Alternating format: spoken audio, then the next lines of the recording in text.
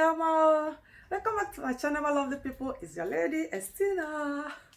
Guys, in today's episode, we are really going to teach one of the Igbo culture, one thing that Igbos value so much. This is just a small something, but they really value it so much. Do you care to know what is it all about? Stay tuned, guys. Let's go into it and see what this tiny thing that Igbos values and respect so much. Stay tuned.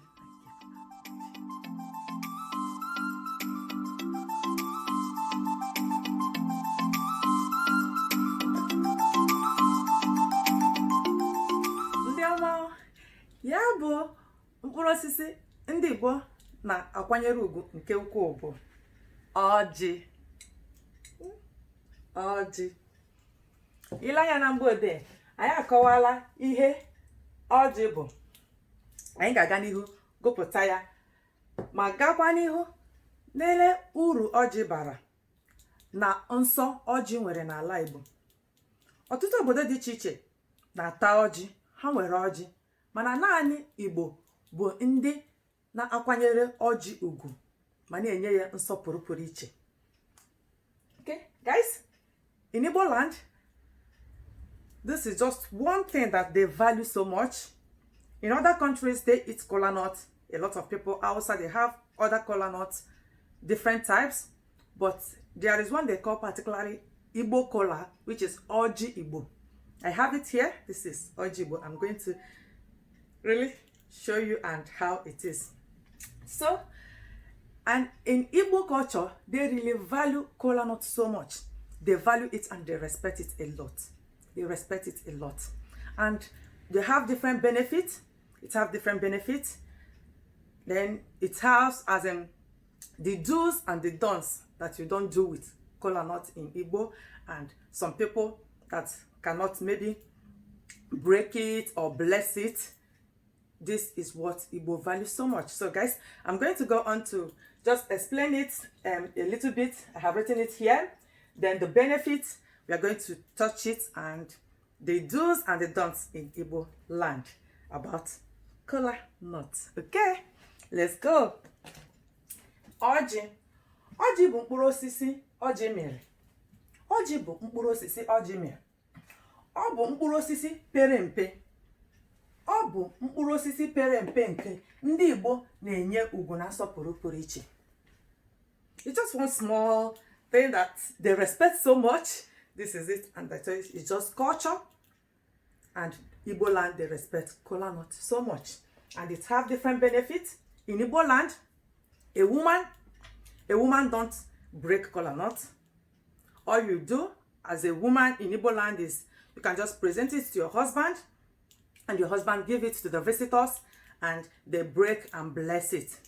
In Igbo land, a woman don't break kolanut, and a woman don't bless it, as in where men are, and a woman will come and as in ya na-akpọ ya bụ ịgọ ọjị. Ịgọ ọjị. Ịgọ ọjị n'ala Igbo, nwaanyị anaghị aga ọjị. Nwaanyị anaghị awa ọjị. E nwere nsọ ọzọ dị iche iche. Anyị ga-agakwa n'ihu idepụta ya bụ nsọ mgbe anyị ji tụleche uru ọjị bara. Ọjị n'ala Igbo, mgbe mmadụ bịara be gị, as in when you have a visitor and someone visited you and you present a kolanut to the person, that shows a lot of things. It shows that you value that your visitor, and when you present that kolanut, it shows that you really welcomed the visitor. So eji ọjị anabata onye ọbịa. Onye ọbụla bịara na be gị inyere ọjị, ọ na-egosi obi njupụta na ọbịbịa onye ahụ bịara na be gị. Mgbe eji gọọ ọjị, mgbe onye bịara be ya eji wetere gị ọjị, a na-agọ ọjị agọ. N'ala Igbo, adaghị eweta ọjị ụta ebido tawa ya dịka ndị obodo ọzọ si eme. N'ala Igbo, a na-eweta ọjị tupu awa ọjị. A na-ewere ọjị gọọ, kelee onye ịnọbe, kelee Chukwu okike abịama, gọchakwa ogologo ndụ na ahụ isi ike na ọtụtụ ihe ndị ọzọ. Ọ bụ iji gosi ugwu ndị Igbo nwere ebe mkpụrụ ọjị nọ. Okay, now we are going to go on to say the benefits that they use kolanut for. Simply, uru ọjị bara. Eji ọjị anabata ọbịa. Eji ọjị anabata ọbịa. We use it to receive visitors. eji ọjị alụ nwaanyị n'ala Igbo. Eji ọjị alụ nwaanyị n'ala Igbo. Abịa n'ala Igbo, tupu emewe ihe ọbụla n'isi nwaanyị, ihe izizi a na-ebu ụzọ mee bụ iweta ọjị. Iwega ọjị na be ndị ọgọ, be ndị chọrọ ịnụ nwaanyị, mara na ihe a na-ekwu abụrịla eziokwu. Eji ọjị alụ nwaanyị n'ala Igbo. Eji ọjị edozi esemokwu. Eji ọjị edozi esemokwu. As in, you can use it in Igbo land to make peace between two people who are having issues or conflicts. When a kolanut is being presented, after the dialogue and everything, and they eat the kolanut together, it's being baked and they eat it together, they are definitely going to have peace between each other. Eji ọjị edozi esemokwu. Eji ọjị agba ndụ. Eji ya agba ndụ aga ọfọ ma ọ bụ ekpe ekpere, which means you can use it for to pray, then to talk to the gods, and so on. Okay? Eji ọjị achụ aja. Eji ọjị achụ aja, which means you can use it for sacrifice. You can use it for sacrifice. We use it to sacrifice for a lot of things.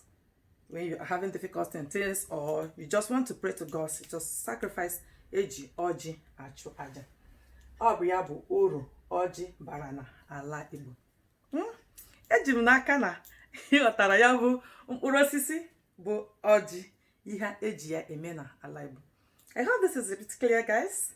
Let's keep going. Let's go on to see the do's and the don'ts, which is nsọ ọjị nwere n'ala Igbo. Keep watching. Have you watched to this extent, guys? Have you gotten any value in this, guys? Don't forget to hit on that subscription button and the bell on the beside, so that anytime we upload a new video, you will be first to be notified.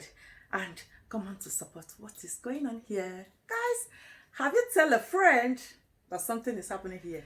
Nyanwa, ilanya na ye depụtala nsọ ọjị n'ala Igbo.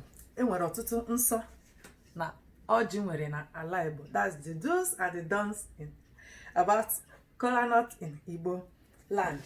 Okay, guys, and before I go on to talk about it, I have to show you something, and this is typically Igbo kolanut, ọjị Igbo. Okay, ọjị Igbo. Anabịa na ọjị Igbo, ihe ọjị gbara n'ala Igbo na nwere ọtụtụ ihe ọ na-egosipụta. As in, that means the past that ọjị have, kolanut have in Igbo land, it really signifies a lot of things.